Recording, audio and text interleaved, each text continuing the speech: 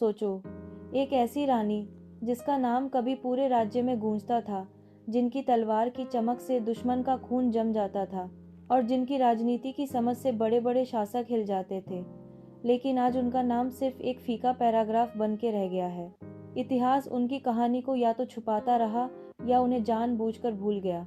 क्या यह समय का अन्याय था या पुरुष प्रधान इतिहास लिखने वालों की सोची समझी चाल? आज हम एक सफर पर चलेंगे, भारत के इतिहास के उन रहस्यमय मोड़ों तक जहां छिपी हैं उन भूली बिसरी रानियों की कहानियां जो अपने दौर की शेरनी थी, लेकिन जिनका नाम आज हमारी जुबान पर नहीं। रानी अब्बक्का चौटा, पहली महिला स्वतंत्रता सेनानी। 16वीं सदी का दक्षिण भारत, मैंगलोर के पास एक छोटा सा तटीय राज्य उल्लाल। यह समय था जब पुर्तगाली अपने समुद्री रास्तों से भारत में व्यापार के नाम पर राजनीति करते हुए अपना कब्जा जमाने लगे थे। उनका लक्ष्य था पूरा मसाला व्यापार अपने हाथ में लेना। उन्होंने सोचा कि उल्लाल जैसे छोटे राज्य को जीतना उनके लिए बच्चों का खेल होगा, पर यह उनका सबसे बड़ा भ्रम था। रानी अब्बक्का चौटा तुलुवा राजवंश की एक प्रबल शासक, बचपन से ही समुद्री युद्ध कला और राजनीति में निपुण थी। उनका विवाह बंगा राजा के साथ हुआ था, लेकिन जब पुर्तगालियों ने बंगा साम्राज्य से संधि कर ली, अब्बक्का ने खुद अपने राज्य की रक्षा का जिम्मा लिया। उनकी नौसेना बेड़ा छोटा जरूर था, लेकिन प्रशिक्षित था हिट एंड रन नौसैनिक हमलों के लिए। रानी अब्बक्का ने तलवार के साथ साथ कूटनीति का भी उपयोग किया। उन्होंने बीजापुर सल्तनत और जमोरिन ऑफ कालीकट जैसे दूसरे शासकों के साथ मिलकर पुर्तगालियों को रोकने का एक गठबंधन बनाया। उन्होंने न केवल समुद्र पर युद्ध जीता, बल्कि एक समुद्री नाकाबंदी तोड़कर मसाले के व्यापार को अपने लोगों के लिए बचाया। 3 अलग अलग नौसैनिक लड़ाइयों में उन्होंने पुर्तगालियों को शर्मनाक हार दी। जब एक रात पुर्तगालियों ने उनके किले पर अचानक हमला किया, तो अक्का खुद तलवार लेकर सैनिकों के बीच कूद गई।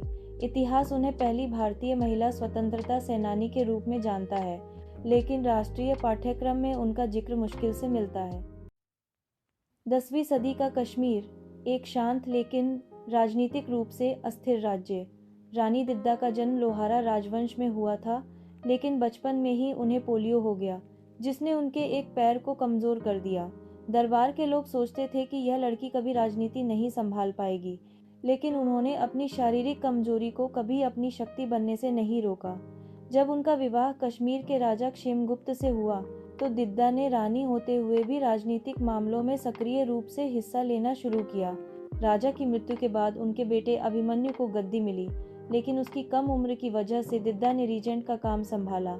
इस दौरान उन्होंने राज्य के अंदर के विद्रोह, आदिवासियों के हमले और कोर्ट के अंदर की साजिशों सबको अपनी राजनीति से नियंत्रित किया।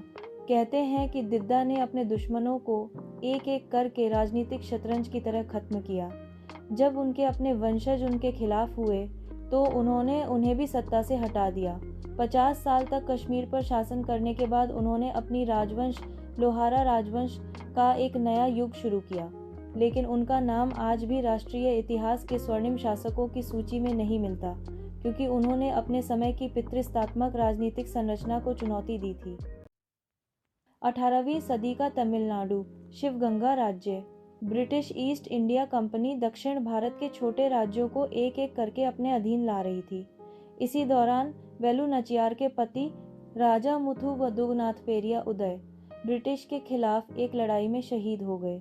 यह एक ऐसा क्षण था जहां अक्सर रानियों को ब्रिटिश के साथ संधि पर हस्ताक्षर करने पड़ते थे, लेकिन वेलु नचियार ने इसके बजाय बदला लिया। वेलु नचियार ने मर्दू भाइयों के साथ एक गुप्त सेना बनाई और फ्रांसीसी से सैन्य प्रशिक्षण और हथियारों का समर्थन लिया। उन्होंने अपने जासूसों को ब्रिटिश शिविरों में भेजकर उनकी गतिविधियों का पता लगाया। उनकी सबसे प्रतिष्ठित रणनीति थी आत्महत्या मिशन, जिसे उनकी वफादार कमांडर क्विली ने निष्पादित किया। अपने शरीर पर तेल डालकर ब्रिटिश गोला बारूद डिपो को आग लगा देना। उन्होंने अपना राज्य वापस जीता और ब्रिटिश के खिलाफ एक स्वतंत्र शासक के रूप में पहली बार साउथ इंडिया में राज्य चलाया। तमिलनाडु में उन्हें वीरमंगई के नाम से याद किया जाता है, लेकिन राष्ट्रीय कथा में उनका नाम मुश्किल से सुना जाता है। 12वीं सदी का गुजरात, चालुक्य वंश। राजा अजयपाल की मृत्यु के बाद उनकी रानी नायकी देवी अपने छोटे बेटे मूलराज के साथ राज्य संभाल रही थी। इसी वक्त मोहम्मद गौरी अपने हजारों प्रशिक्षित सैनिकों के साथ भारत की तरफ आया। उसका लक्ष्य गुजरात के अमीर मंदिरों को लूटना था, खासकर सोमनाथ। नैकी देवी ने एक पूर्ण पैमाने पर सैन्य अभियान की योजना बनाई, जिसमें उन्होंने युद्ध के मैदान को माउंट गदरा घाट के संकीर्ण दर्रे पर स्थापित किया, जहां गौरी की घुड़सवार सेना काम न आ सके। घोड़ी की सेना को यहां अप्रत्याशित भारी नुकसान हुआ और वह अपनी जान बचाकर वापस भाग गया। यह घोड़ी की भारत पर पहली बड़ी हार थी, लेकिन स्कूल की किताबें इस जीत का मुश्किल से उल्लेख करती हैं। 20वीं सदी का आज़ादी का आंदोलन। लेकिन यह कहानी दिल्ली या मुंबई की नहीं, यह है असम, मणिपुर बॉर्डर के पहाड़ियों की। सिर्फ 16 साल की उम्र में रानी गैदीनल्यू अपने आदिवासी नागा आंदोलन का हिस्सा बनी, जो ब्रिटिश के खिलाफ अपने अधिकारों के लिए लड़ रहा था। उनका लक्ष्य सिर्फ राजनीतिक स्वतंत्रता नहीं था, बल्कि अपनी संस्कृति और धार्मिक पहचान को बचाना भी था। ब्रिटिश ने उन्हें पकड़कर आजीवन कारावास दे दिया। 14 साल जेल में बिताने के बाद जब वो रिहा हुई, तब भी उन्होंने अपने लोगों के अधिकारों के लिए आवाज़ उठाना नहीं छोड़ा।